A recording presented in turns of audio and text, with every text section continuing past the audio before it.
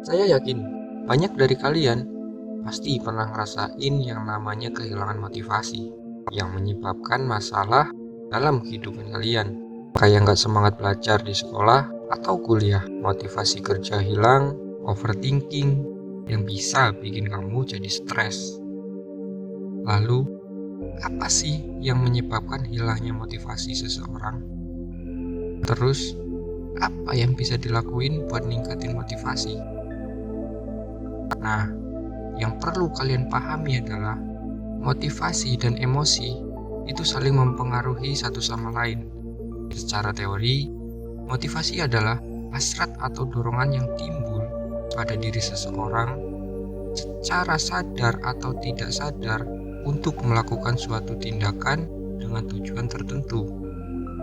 Sedangkan emosi adalah perasaan intens yang kita tunjukkan ketika merasa senang maupun marah.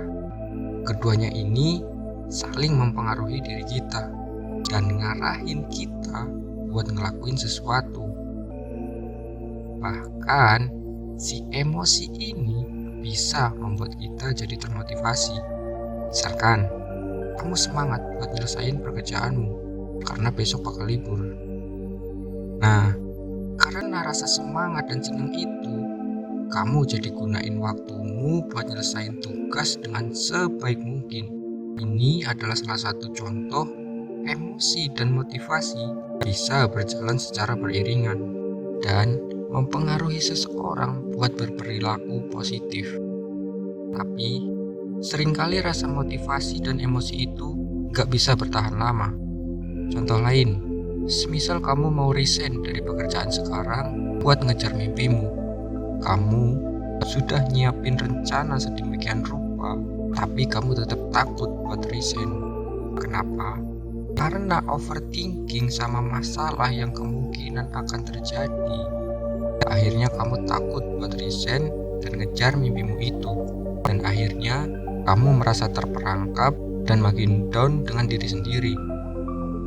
Rasa takut itu sebenarnya wajar gak sih? Ya wajar, dan itu normal banget. Kita manusia, ya pasti gak pernah suka sama hal-hal yang gak pasti.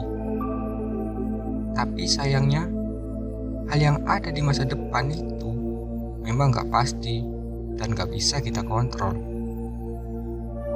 Jadi, daripada fokus ke gimana caranya biar bisa termotivasi selamanya, mendingan kita fokus sama hal-hal lain, yaitu apa yang bisa saya lakuin ketika saya lagi gak termotivasi atau emosinya lagi gak positif.